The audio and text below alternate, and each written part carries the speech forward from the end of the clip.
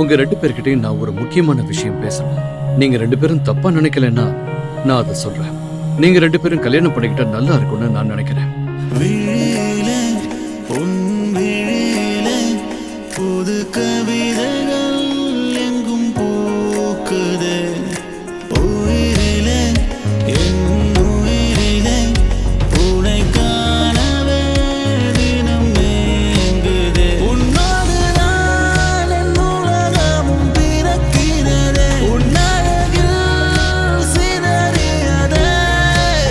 கை கோர்த்து நான் உன் விரல்களை பிடித்துக் கொண்டால் மிதப்பே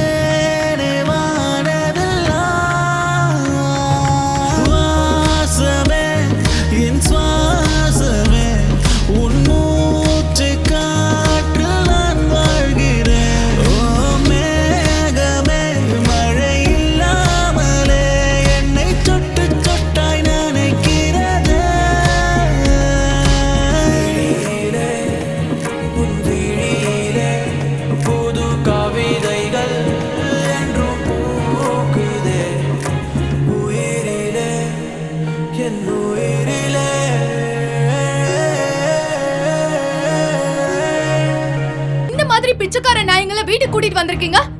I can't trust these kind of people. இன்னையில இருந்து நீங்க தான் எனக்கு பர்சனல் செக்ரட்டரி. சார் என்ன சொல்றீங்க? Now it's a done deal.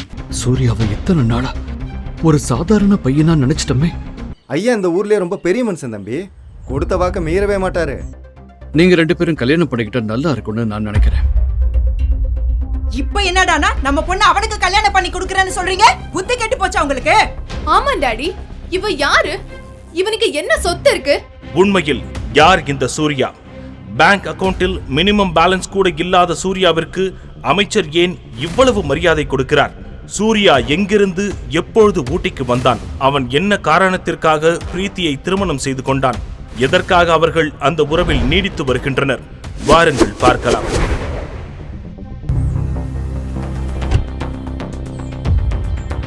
சீக்கிரமா வேற காரை வர சொல்லு மேன், அப்புறம் இதை சரி பண்ணலாம். ரவிக்குமார் பேசிக்கொண்டே நடு ரோட்டை கிராஸ் செய்து கொண்டிருக்கும் பொழுது அவர் எதிரே ஒரு வண்டி பிரேக் பிடிக்காமல் வந்து கொண்டிருந்தது. ரவிக்குமார் அதை சற்றும் கவனிக்காமல் தொலைபேசியில் பேசிக் கொண்டிருக்க அதை கவனித்துக் கொண்டிருந்த சூர்யா திடுக்கிட்டு வேகமாக ஓடிச் சென்று ரவிக்குமாரை பிடித்து வேகமாக தள்ளிக்கொண்டு ரோட்டை விட்டு வெளியே சென்றான். பிரேக் பிடிக்காமல் வந்த அந்த வண்டி வேகமாக கிராஸ் செய்ய நூல் இழையில் ரவிக்குமார் உயிர் தப்பினார். 3 ஆண்டுகளுக்கு முன்னர் ஊட்டி பஸ் ஸ்டாண்டிற்கு வந்து இறங்கிய சூர்யாவின் கையில் வெறும் 200 ரூபாய் பணம் மட்டுமே இருந்தது. அதோடு அவன் முகத்தில் பெரும் சோகமும் நிரம்பி இருந்தது. குறைந்த விலைக்கு சாப்பிட ஒரு ரோட்டு கடைக்கு சென்றான். அப்போது திடீரென அவனது அம்மாவின் ஞாபகம் வர கண்களில் இருந்து கண்ணீர் கசிய தொடங்கியது. சூர்யாவிற்கு எல்லாமே அவனது அம்மாதான். நீண்ட நாட்களாக உடல்நிலை சரியில்லாமல் மரணப்படுக்கையில் கிடந்த அவனது அம்மாவை காப்பாற்ற சில லட்சங்கள் தேவைப்பட்டன. இதில் பெரிய கொடுமை என்னவென்றால் சூர்யாவிற்கு அவனது சொந்த குடும்பத்தாரே உதவுவதற்கு முன்வரவில்லை. சரியான சிகிச்சையை உரிய நேரத்தில் அளிக்காததால் சூர்யாவின் அம்மா இந்த உலகை விட்டு மறைந்து விட்டார். சொந்தங்கள் மீதும் இந்த வாழ்க்கையின் மீதும் இருந்த நம்பிக்கை அவனது அம்மாவின் மரணம் முற்றிலும் இழக்கச் செய்திருந்தது. இதோ இப்போது அனாதையாக இந்த ரோட்டு கடையில் சாப்பிட முடியாமல் கை காய்ந்து போகும் அளவிற்கு நீண்ட நேரமாக தன்னிலை மறந்து அமர்ந்திருந்தான் சூர்யா. என் உயிரை காப்பாத்தினதுக்கு ரொம்ப நன்றி. சார் பரவாயில்ல சார், நன்றியெல்லாம் வேணாம் சார். அப்படி இல்ல தம்பி, நீங்க நினைச்சிருந்தா இதோ மத்தவங்கள மாதிரி தள்ளி நின்று சும்மா வேடிக்கை பார்த்திருக்கலாம். ஆனா நீங்க அப்படி செய்யலையே. ரொம்ப தைரியமா துணிஞ்சு முன்ன வந்து என் உயிரை காப்பாத்திருக்கீங்க. இது சாதாரணம் கிடையாது, பெரிய விஷயம் தம்பி. நீங்க யாரு? இங்க ஊட்டியில தான் இருக்கீங்களா? நான் வந்து ஐயா பையன் வெளியூர்னு சொன்னா, சொந்த பந்தம்லாம் யாரும் இல்லை, பொழப்ப தேடி வந்திருக்கான். காலையிலேருந்து நம்ம கடையில் தான் உட்காந்துருக்கான். பார்க்கவே பாவமாக இருந்துச்சு, அதான் இருந்து சாப்பிட்டு போன்னு உட்கார வச்சிருக்கேன். நல்ல வேளை நீங்கள் வந்துட்டீங்க. தம்பி, சொல்லணும்னு தோணுது, தப்பா நினைச்சுக்காதீங்க. நீங்க பேசாம என் கூடயே வந்துருங்களேன். உங்களுக்கு ஒரு நல்ல வேலையை நான் ஏற்பாடு பண்ணி தரேன். இல்லை சார் பரவாயில்ல. இன்னைக்குதான் உங்களை முதல் தடவையா பாக்குறேன். ஆனாலும் என்னமோ தெரியல, மனசுக்குள்ள ஏதோ ரொம்ப தெரிஞ்ச உறவு மாதிரி ஒரு உணர்வு. நீங்க என் உயிரை காப்பாத்திருக்கீங்கன்றதுக்காக இதை நான் சொல்லல, என் மனசார சத்தியமா சொல்றேன். சார் சார் நான் யாருன்னு உங்களுக்கு தெரியாது. நீங்க யாருன்னு எனக்கு தெரியாது. ஏதோ உங்களை காப்பாத்திட்டேங்கிற உணர்ச்சி வசத்துல நீங்க சொல்றீங்க. ஆனா அதை ஏத்துக்கலாமா வேணாமாங்கிற மனக்குழப்பத்துல நான் இருக்கேன் சார். ஏற்கனவே பல பிரச்சனைகள் இருக்கேன் சார். என்னை விட்டுருங்க சார், நான் கிளம்புறேன். தம்பி, ஐயா இந்த ஊர்லயே ரொம்ப பெரிய மனுஷன் தம்பி. கொடுத்த வாக்க மீறவே மாட்டாரு. அதோட இன்னைக்கு என்னெல்லாம் நடந்திருக்குன்னு யோசிச்சு பாரு. நீ ஏன் ஊட்டிக்கு வரணும்? அப்படியே வந்தாலும் இங்க இவ்வளவு கடைகள் இருக்கும்போது என் கடையில வந்து ஏன் சாப்பிடணும்? உன் கஷ்டத்தை கேட்டு சங்கடப்பட்டு உன்னை ஏன் இங்கே இருக்க சொல்லணும்? எல்லாமே ஒரு காரணமா தான் நடந்துட்டு இருக்கு தம்பி. எதை பத்தி யோசிக்காம ஐயாவோட கிளம்பி போங்க. சூர்யாவின் உள்ளுணர்வும் ரவிக்குமாருடன் தான் செல்வது சரியாக இருக்கும் என கூறியது. அங்கிருந்து கிளம்பிய ரவிக்குமார் சூர்யாவை தன்னுடைய பங்களாவிற்கு அழைத்துச் சென்றார். வரும் வழியில் சூர்யாவிடம் பேச்சு கொடுத்து கொண்டே வந்த ரவிக்குமார் அவன் ஒரு MBA கிராஜுவேட் என்பதை தெரிந்து கொண்டார். அதோடு சூர்யாவின் வலது கையில் இருந்த பெரிய மச்சத்தையும் ரவிக்குமார் கவனித்தார். அதே போன்றதொரு மச்சத்தை இதற்கு முன்னால் எங்கோ பார்த்திருப்பதை உணர்ந்த ரவிக்குமார் அது எங்கே, யாரிடம் என்பதை நினைவு கூற முயன்றார். ஆனால் அவருக்கு சட்டென எதுவும் நினைவுக்கு வரவில்லை. ரவிக்குமார் மற்றும் சூர்யா இருவரும் வீட்டுக்குள்ளே செல்ல, இங்க பாருங்க, தம்பி பேரு சூர்யா, வெளியூர்ல இருந்து வந்திருக்கார். கொஞ்ச நேரத்துக்கு முன்ன பஸ் ஸ்டாண்ட் பக்கத்துல ஒரு பெரிய ஆக்சிடென்ட்ல என் உயிரே போயிருக்கும். அதுல இருந்து தம்பி தான் என்ன காப்பாத்தினாரு. அப்பா, உங்களுக்கு ஒன்றும் ஆகலையே? இல்லம்மா, எனக்கு ஒண்ணும் இல்ல. அதான் சொன்னேனே, சரியான சமயத்துக்கு வந்து இந்த தம்பி என்ன காப்பாத்திட்டாரு. ரவிக்குமார் பேசிக் கொண்டிருக்க வனிதா மற்றும் சந்தியா இருவரும் அலட்சியமாக இருந்தனர். பிரீத்தி சூர்யாவின் பக்கம் திரும்பி பார்த்து கனிவான பார்வையுடன் பேசினாள். சூர்யா, உங்களுக்கு எப்படி நன்றி சொல்றதுனே தெரியல. எனக்கு எங்க அப்பா தான் எல்லாமே. அவரோட உயிரை நீங்க காப்பாத்திருக்கீங்க. நீங்க ஏதாச்சும் கேட்டே ஆகணும். நான் உங்களுக்கு கைமாற ஏதாவது பண்ணி ஆகணும். ஐயோ, அதெல்லாம் பரவாயில்லைங்க. ஏங்க, உங்களுக்கு ஆக்சிடென்ட் ஆன நேரத்துல அவர் உங்க உயிரை காப்பாத்திருக்காருன்னா அவருக்கு நீங்க ஏதாவது ஹெல்ப் பண்ணிட்டு வந்திருக்கலாமே. எதுக்கு நம்ம வீட்டுக்கு கூட்டிட்டு வந்தீங்க? I can't trust these kind of people. இதை கேட்ட சூர்யா அவமானத்தில் தலை குனிந்தபடி நின்று கொண்டிருக்க ரவிக்குமார் கோபமாக, Shut up, சந்தியா, பார்த்து பேசு. அது சரி, உன் அம்மா புத்தி தானே உனக்கும் வரும். உன் அம்மா மாதிரி ஒரு ராட்சசி கூட இத்தனை வருஷம் குடும்பம் நடத்திருக்கேன் பாரு. அதுக்கு எனக்கு இதுவும் வேணும், இன்னமும் வேணும். சார் விடுங்க சார், அவங்கள சொல்லி எந்த குத்தமும் இல்லை சார். என்ன மாதிரி ஒருத்தனை வீட்டுக்கு கூட்டிட்டு வரும்போது யாராக இருந்தாலும் இப்படி தான் சார் சொல்லுவாங்க. என்னால் உங்கள் குடும்பத்தில் எந்த பிரச்சனையும் வர வேணாம். நான் வேணா கிளம்புறேன் சார், பரவாயில்ல. உடனே ரவிக்குமார் சூர்யாவை பதற்றத்துடன் பார்த்தபடி நிற்க பிரீத்தியும் பதற்றமாக பார்த்தபடி சூர்யாவிடம் பேசினாள். அவங்களுக்காக நான் மன்னிப்பு கேட்டுக்கிறேன். நீங்க இங்கதான் இருந்தாகணும். எங்க அப்பா உயிரை காப்பாத்திருக்கீங்க. அதுக்கு நன்றி கடனா நீங்க இங்கதான் இருந்தாகணும் சூர்யா. ஆமா தம்பி, இப்ப இங்க நடந்ததுக்காக நானும் என் மூத்த பொண்ணு உங்ககிட்ட மன்னிப்பு கேட்டுக்கிறோம். என்ன சார், நீங்க போய் என் பொண்டாட்டியையும் இளைய மகளையும் திருத்தறதுக்காக நானும் பல வருஷங்களா ட்ரை பண்ணிக்கிட்டு தான் இருக்கேன். ஆனா ரெண்டு பேரையும் என்னால மாத்த முடியல. இப்போ இவங்க சொல்றது கேட்டு நீங்க இந்த வீட்டை விட்டு கிளம்பி போனீங்கன்னா ஒரு நல்ல பையனை வீட்டுக்கு கூட்டு வந்து அவமானப்படுத்தி அனுப்பிட்டோங்கிற குற்ற உணர்ச்சியோட நான் ஆயுசு முழுக்க வாழ வேண்டியிருக்கும். பிரீத்தியும் ரவிக்குமாரும் மாறி மாறி வற்புறுத்த அவர்களின் வார்த்தைக்கு கட்டுப்பட்டு சூர்யா அங்கே தங்குவதற்கு சம்மதித்தான். பாருங்க, இன்னொரு தடவை இவர்கிட்ட யாராவது மரியாதை குறைவா பேசுனீங்க, அப்புறம் நான் மனுஷனாவே இருக்க மாட்டேன். தம்பி, இன்னையில இருந்து நீங்க தான் எனக்கு பர்சனல் செக்ரட்டரி. சார் என்ன சொல்றீங்க? No, it's a done deal. All right, Preethi, இவர் இங்கேயே தங்க எல்லா ஏற்பாடும் பண்ணிடு. நாட்கள் ஓடின. சூர்யா ரவிக்குமாரிடம் வேலைக்கு சேர்ந்து 6 மாதங்கள் ஆயிருந்தது. சூர்யா கொடுத்த ஆலோசனைகளின்படி ரவிக்குமார் எடுத்த முடிவுகள் பெரும் வெற்றி அடைந்திருந்தன. சூர்யாவின் மீது ரவிக்குமார் வைத்திருந்த நம்பிக்கை பெரிதும் அதிகரித்திருந்தது. அதே சமயம் சூர்யாவின் வலது கையில் இருந்த அந்த மச்சம் குறித்து ரவிக்குமார் அவ்வப்போது ஆழ்ந்து யோசித்து வந்தார். ஆனால் அவருக்கு சரியான விடை கிடைக்கவில்லை. இந்த இடைப்பட்ட காலங்களில் பிரீத்திக்கு மாப்பிள்ளை தேடுவதில் ரவிக்குமாரின் கவனம் சூடு பிடித்திருந்தது. பெரிய பெரிய பிசினஸ்மேன்களின் வரன்கள் வந்தாலும் ரவிக்குமாருக்கு நம்பிக்கை ஏற்படும் வகையில் அவருக்கு எந்த வரனும் அமையவில்லை. யோ, இது சம்பந்தப்பட்ட லீகலிட்டிஸ்லாம் வெரிஃபை பண்ணவே 2 நாள் ஆகும் ஐயா. இது எவ்வளவு முக்கியமான ப்ராஜெக்ட்னு உங்களுக்கு எல்லாம் தெரியுமா தெரியாதா? எல்லாத்தையும் கடைசி நிமிஷத்துல தான் கொண்டு வருவீங்களா? உங்க அலட்சியத்தால இந்த ப்ராஜெக்ட் நம்ம கையை விட்டு போகுது. Damn it. சார், இந்த ப்ராஜெக்ட் நம்ம கையை விட்டு போகாது. நான் டாக்குமெண்ட்ஸ் எல்லாமே ஆல்ரெடி வெரிஃபை பண்ணிட்டேன். நீங்கள் ஒரு டைம் படித்து பார்த்துட்டு சைன் மட்டும் போட்டால் போதும் சார்.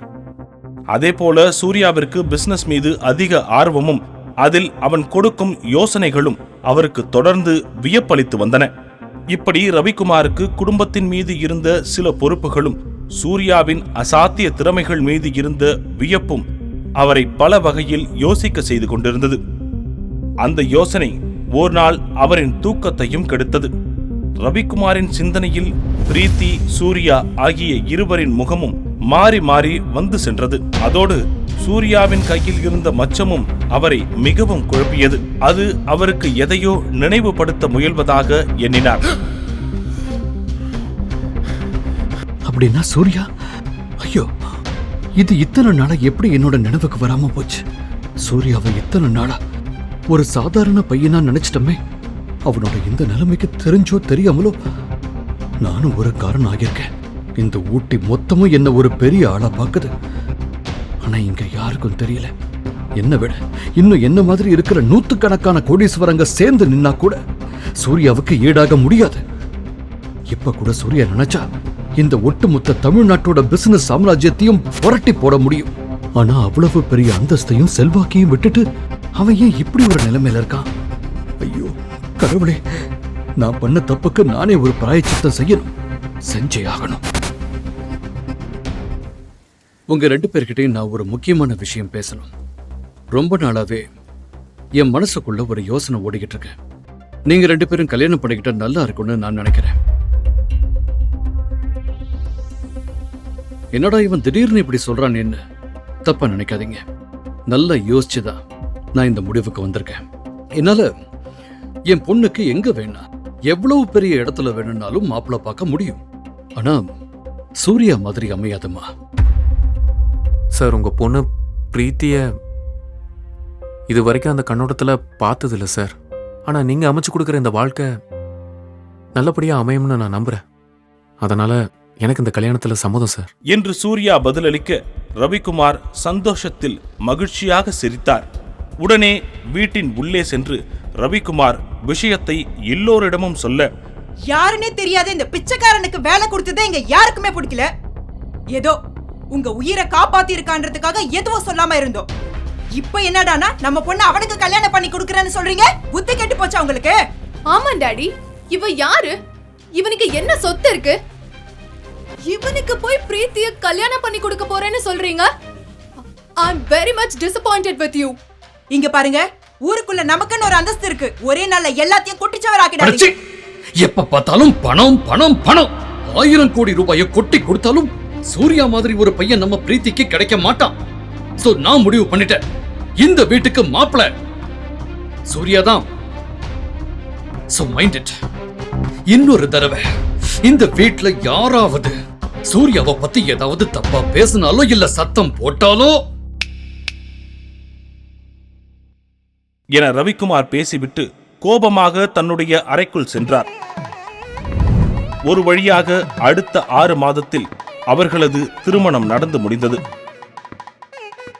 தன்னுடைய மனதில் இருக்கும் அந்த ரகசிய காரணத்தினாலும் தன்னுடைய லட்சியத்திற்காகவும் பிரீத்தியிடம் இருந்து விலகியே இருந்தான் Surya.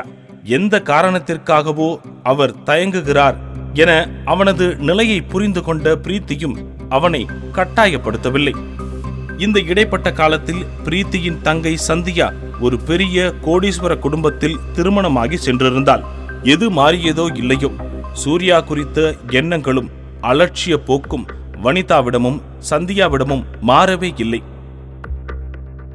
Throw this beggar out of here. ஏ சந்தியா, வாய மூடு. அறிவு இருக்கா உனக்கு? இப்படி ஈவ இருக்கமே இல்லாம சாப்பிடுறவங்களை எழுந்திருக்க சொல்ற மனுஷியா நீ எல்லாம்? அப்போது அந்த இடத்திற்கு வந்த சந்தியாவின் கணவன் விவேக், கேவலம் ஒண்ணுக்கு உதவாத அந்த பிச்சைக்காரனை கல்யாணம் பண்ணிட்டு பெருசா சீன்லாம் போடாத. திடீரென அந்த வீட்டு வாசலில் மலமளவென சைரன் பொருத்திய கார்கள் சீறிக்கொண்டு வந்தன.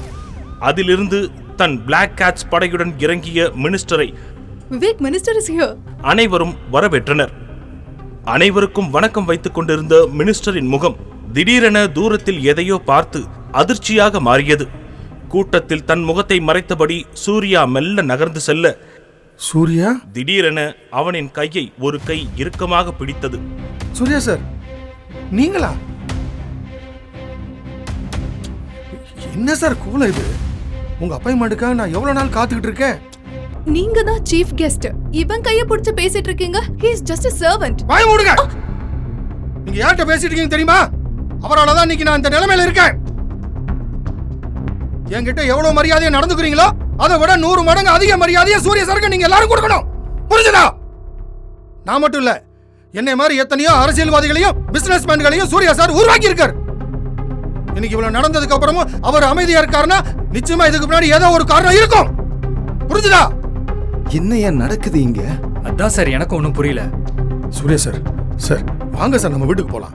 அட வாங்க சார்.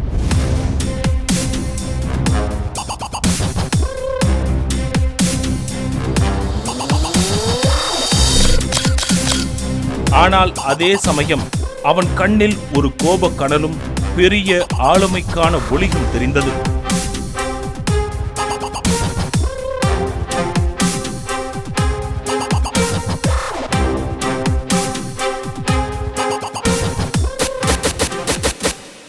தன்னுடைய அம்மாவின் மருத்துவ செலவிற்கு பணம் புரட்ட முடியாதவனின் முன்னால் ஆளுங்கட்சியின் மந்திரி ஏன் தலை குனிந்து கை கட்டி நின்றார்?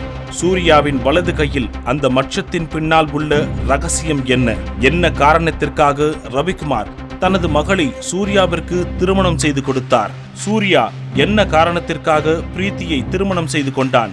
இத்தனை அவமானங்கள் பட்டிருந்தாலும் இது நாள் வரைக்கும் சூர்யா தன்னுடைய உண்மை முகத்தை வெளிப்படுத்தாதது ஏன்? இவெல்லாம் மொத ஆளா சாப்பிடலன்னு யார் அழுதா? throw this beggar out of here. ஏய் சந்தியா, வாய மூடு. அறிவு இருக்கா உனக்கு? இப்படி ஈவ இருக்கமே இல்லாம சாப்பிடுறவங்களை எழுந்திருக்க சொல்ற மனுஷியா நீ எல்லாம்? அப்போது அந்த இடத்திற்கு வந்த சந்தியாவின் கணவன் விவேக், கேவலம் ஒண்ணுக்கு உதவாத அந்த பிச்சைக்காரனை கல்யாணம் பண்ணிட்டு பெருசா சீன்லாம் போடாத. நான் இந்த ஃபங்க்ஷனுக்கு ஊட்டில இருந்து மினிஸ்டர் கூப்பிட்டிருக்கேன். அவர் வரும்போது உங்களை மாதிரி பிச்சைக்கார நாயங்களை பார்த்தா அவர் என்ன நினைப்பாரு? என்ன அதானே, ஏதோ அப்பா சொன்னாருன்னு போனா போட்டுன்னு உங்க 2 பேத்தையும் உள்ள விட்டோம். அதுக்கு உங்க லோக்கல் புத்தியை காட்டிட்டீங்கல்ல. வேணும்னா சாப்பாட்டு பார்சல் கட்டி தர, வெளியில எடுத்துட்டு போய் சாப்பிடுங்க. சூர்யா, இதுக்கு மேலே நீங்க அவமானப்படுறதை என்னால பார்க்க முடியாது. எந்திரிங்க ப்ளீஸ். பிரீத்தி கோபத்தில் அந்த இடத்தை விட்டு நகர்ந்து சென்றாள். உடனே சூர்யாவும் அமைதியாக பிரீத்தியின் பின்னால் சென்றான். யாரு அது? இவன் ஒரு அனாதை பையன் சார். இவன் பேரு சூர்யா. இந்த வீட்டு ஓனர் சந்தியா இருக்காங்கல்ல, அவங்க அக்கா பிரீத்தியை தான் இவன் கல்யாணம் பண்ணிருக்கான். என்னையா சொல்ற? 500 கோடிக்கு வாரிசான அந்த பிரீத்திய எப்படியா அந்த பிச்சைக்கார நாய்க்கு போய் கல்யாணம் பண்ணி கொடுத்தா? அதான பெரிய மர்மமா இருக்கு. திடீரென அந்த வீட்டு வாசலில் மலமளவென சைரன் பொருத்திய கார்கள் சீறிக்கொண்டு வந்தன. அதிலிருந்து தன் பிளாக் கேட்ஸ் படையுடன் இறங்கிய மினிஸ்டரை விவேக், மினிஸ்டர் இஸ் ஹியர். அனைவரும் வரவேற்றனர். அனைவருக்கும் வணக்கம் வைத்துக் கொண்டிருந்த மினிஸ்டரின் முகம் திடீரென தூரத்தில் எதையோ பார்த்து அதிர்ச்சியாக மாறியது.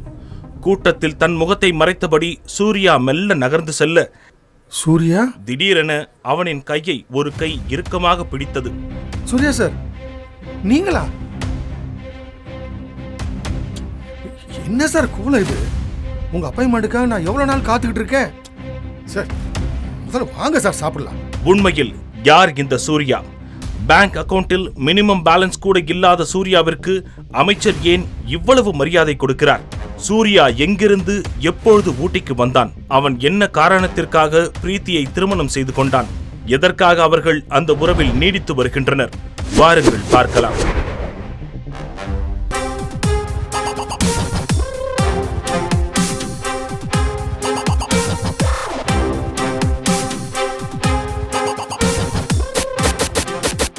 ரவிக்குமாரின் நிலைமை மெதுவாக தேறி வந்தது. 2 நாட்களுக்கு பின் டிஸ்சார்ஜ் ஆகலாம் என்று டாக்டர் சொன்ன பின்புதான் சூர்யாவிற்கு உயிரே வந்தது. இப்போவாது சாப்பிடு, அதான் அவருக்கு எல்லாம் சரியாயிடுன்னு சொல்லிட்டாங்கல்ல, அப்புறம் என்ன என வக்கீல் வாசுதேவன் சூர்யாவிடம் கூற, சூர்யா என்ன சொல்றீங்க? 5 நாளா உங்களுக்கும் அப்பாவுக்கும் கால் ட்ரை பண்ணிட்டே இருந்தேன். இப்போ திடீர்னு அப்பாவுக்கு ஆக்சிடென்ட்னு சொல்றீங்க, என்ன நடந்துச்சு என்று பதட்டத்தில் பேச ஆரம்பித்தாள் பிரீத்தி. இப்போ அப்பாவுக்கு எந்த ஆபத்தும் இல்ல, பயப்பட வேணாம். அப்பா இப்போ எங்க என்று கேட்க, அவள் கேட்டு முடிக்கும் முன்பே அவளுடன் வந்த அவள் அம்மா வனிதா, என் பொண்ணை கல்யாணம் பண்ணி 3 வருஷம் ஆச்சு, இது வரைக்கும் நீ அவளை சந்தோஷமா வச்சுக்கிட்டது கூட இல்ல. இந்த தடவை அவருக்கு ஏதாவது ஒண்ணு ஆச்சுன்னா என் பொண்ணுக்கு டிவோர்ஸ் கொடுத்துட்டு எங்க குடும்பத்தை விட்டு போயிடு. அடக்கி வைத்திருந்த வஞ்சனை அனைத்தையும் மொத்தமாக கொட்டி தீர்த்தாள் வனிதா. சிறிது நாட்களுக்கு பிறகு பிரீத்தி தனது ரூமில் அவளுடைய உடைமைகளை எடுத்து வைத்துக் கொண்டிருந்தாள். அப்போது அவளது அம்மா வனிதா ரூமிற்குள் வந்தாள்.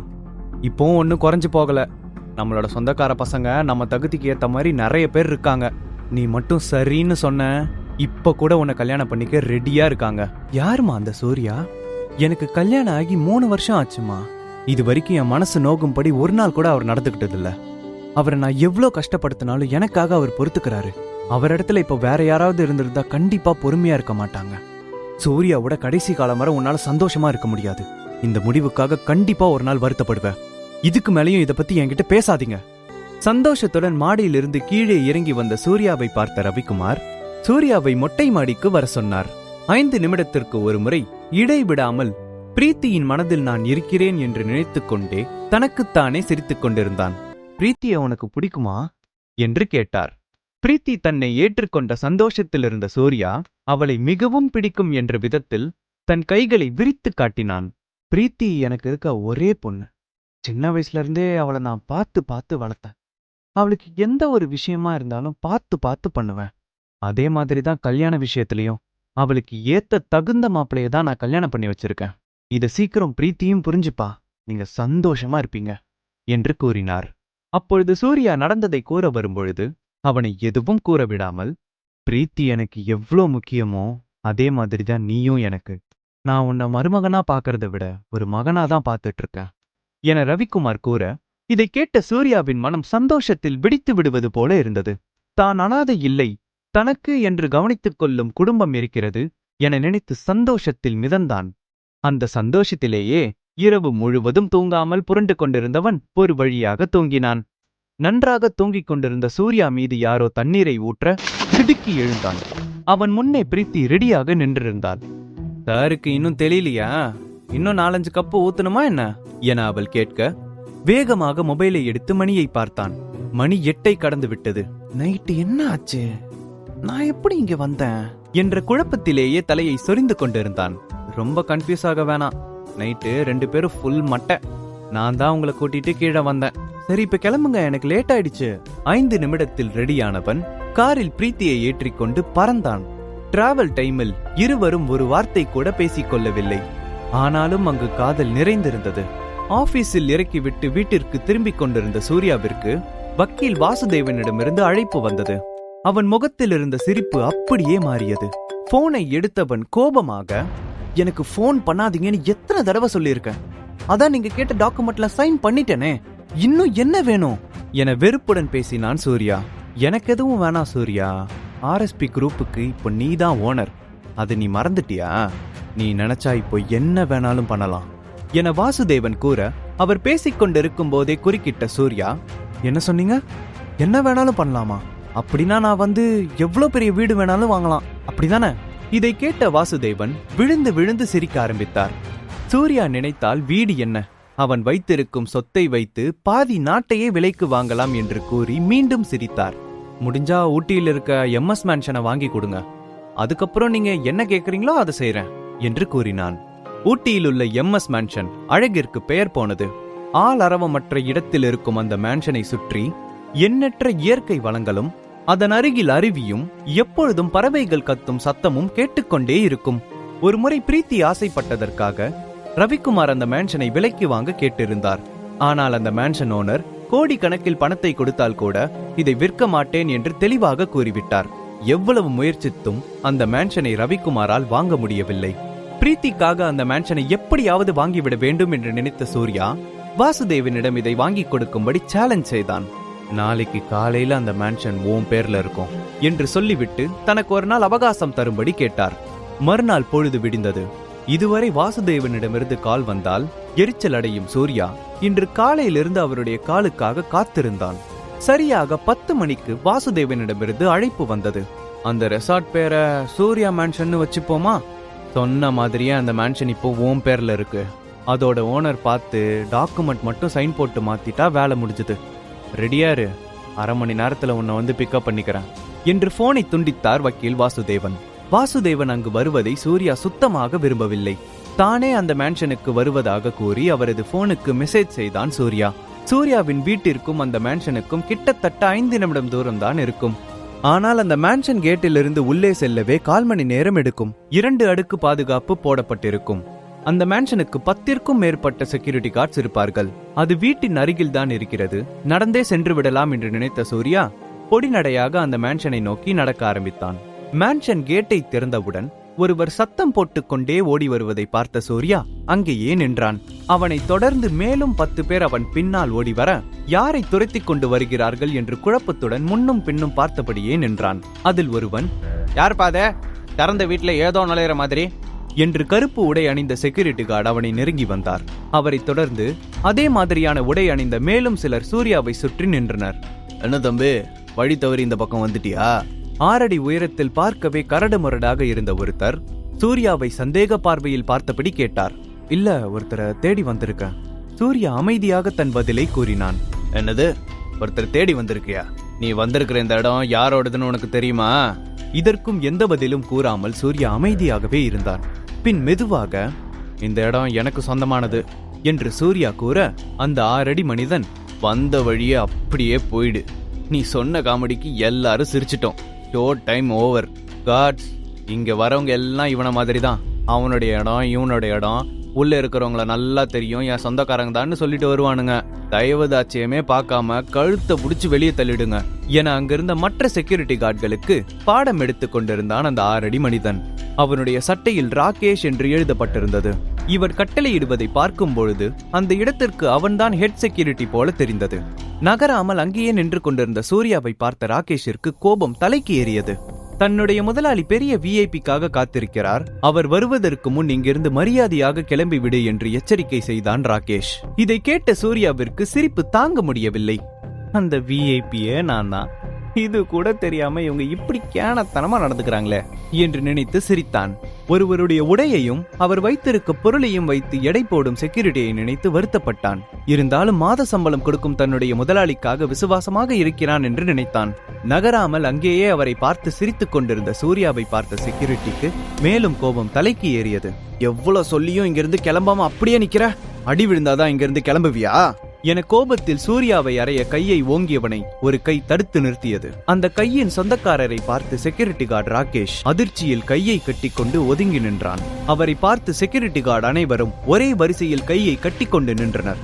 ஆனால் அவரோ சூர்யாவின் முன் கையை கட்டிக்கொண்டு நிற்பதை பார்த்து அதிர்ச்சி அடைந்து விட்டனர். அரசியலில் பெரும் புள்ளியாக இருக்கும் ராமலிங்கம் தமிழ்நாட்டில் மிகப்பெரிய பணக்காரர். ஊட்டியையே தன்னுடைய கைக்குள் வைத்திருக்கும் ராமலிங்கத்தை இதுவரை இப்படி இவர்கள் பார்த்ததே இல்லை.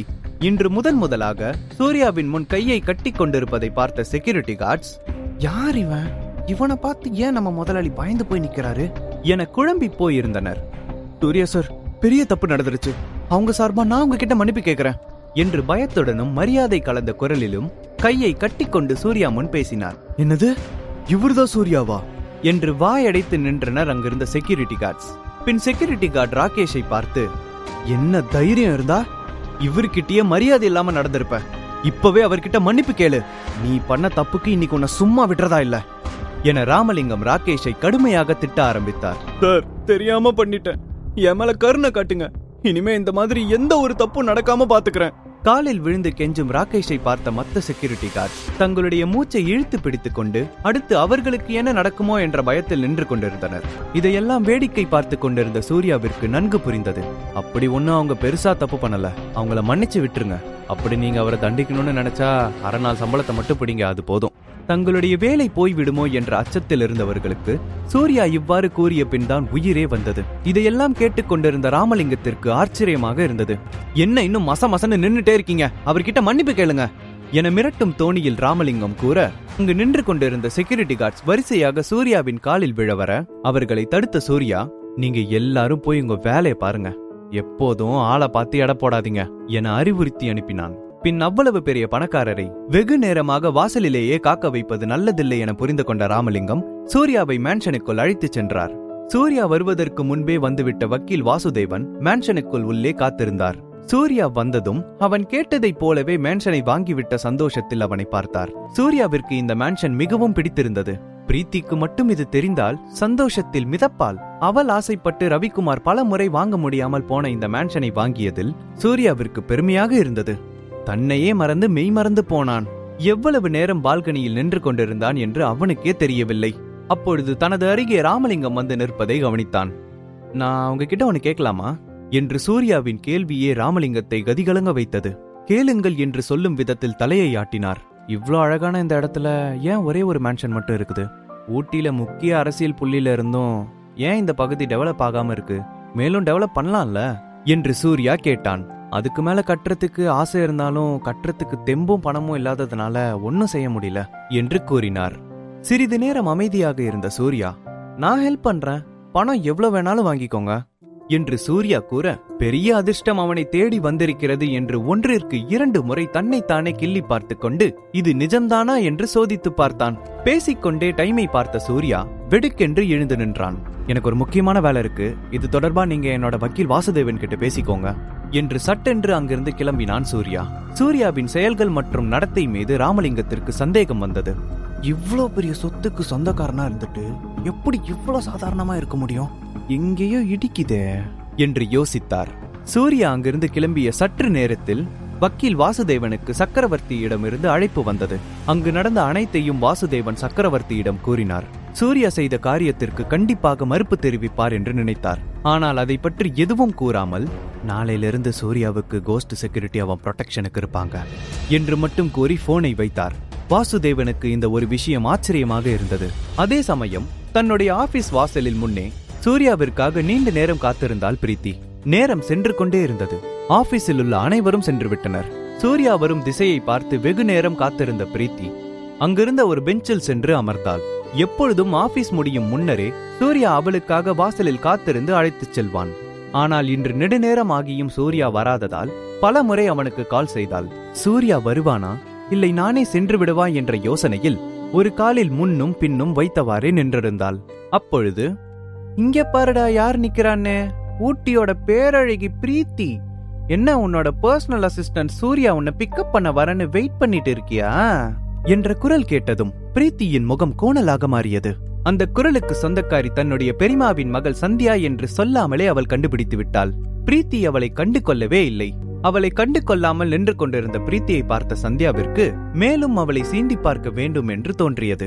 சில சமயம் விதி எப்படி விளையாடும்னு யாருக்கு தெரியும்? நம்ம எல்லாம் சின்ன பொண்ணா இருந்தப்போ எப்பவுமே உனக்கு தான் எல்லாமே பெஸ்டா கிடைக்கும், உங்க அப்பாவை விட பெரிய பணக்கார பையனுக்கு தான் என்னோட பொண்ணை கல்யாணம் பண்ணி வைப்பேன்னு உங்க அம்மா ஊருக்குள்ள தம்பட்டை அடிச்சிட்டு இருந்தாங்க. ஆனா இப்ப பாரு, ஒரு அனாதைய கல்யாணம் பண்ணிக்கிற அளவுக்கு உன் நிலைமை ஆயிடுச்சு. பிரீத்தி ஒரு வார்த்தை கூட பேசாமல் தன்னுடைய உதடுகளை இறுக்கமாக மூடிக்கொண்டாள். வீட்டோட மாப்பிள்ளையா இருக்கிறது ஒரு தனி சுகம்தான். ஓசி சோறு சாப்பிட்டுட்டு பொண்டாட்டிக்கு சேவை பண்ணிட்டு தெரியலாம்ல என சந்தியா பேசிக்கொண்டே போக ஒரு கட்டத்தில் பிரீத்தி கத்த ஆரம்பித்தாள். போது நிறுத்து, இதுக்கு மேல ஒரு வார்த்தை பேசாத. என் புருஷன் எனக்கு சேவை பண்றாரு, பண்ணாம போறாரு. இத தெரிஞ்சுக்கிட்டு நீ என்ன பண்ண போற? அச்சச்சோ, தப்பா புரிஞ்சுக்கிட்டியா பிரீத்தி? ரொம்ப சாரி. இதெல்லாம் நான் சொல்லல, ஊருக்குள்ள சொல்லிக்கிறாங்க. அதான் நான் உன்கிட்ட இப்ப சொன்னேன். வேணும்னா அதை மாத்துறதுக்கு என்கிட்ட ஒரு ஐடியா இருக்கு.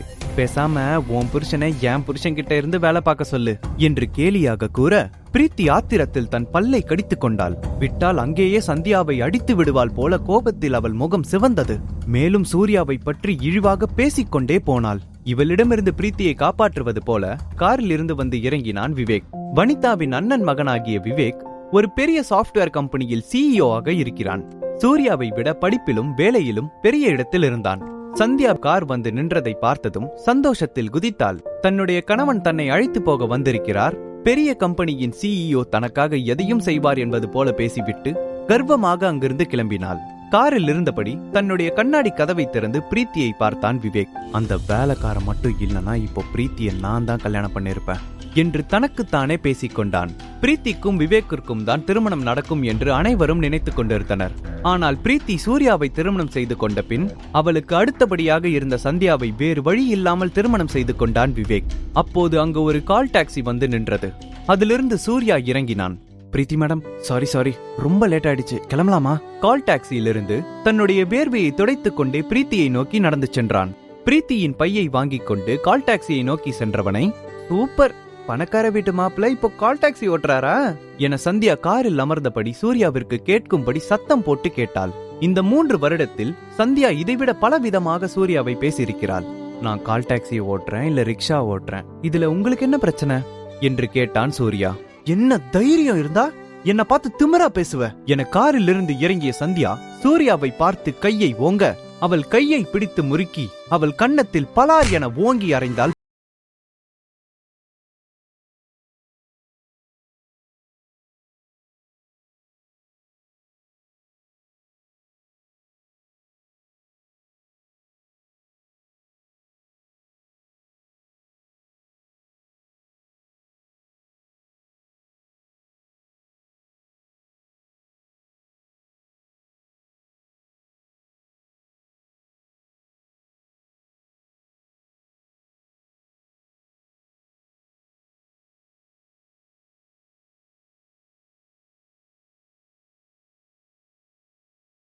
நின்றது.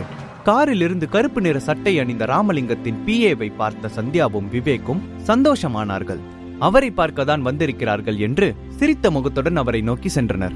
ஆனால் அவரோ இவர்களை தாண்டி சூர்யாவை நோக்கி நடந்து சென்று அந்த கார் சாவியை சூர்யாவிடம் கொடுத்து, சார், ராமலிங்கம் சார் இதை உங்ககிட்ட கொடுக்க சொன்னாரு, மத்த எல்லாத்தையும் போன்ல பேசிக்கலான்னு சொன்னாரு.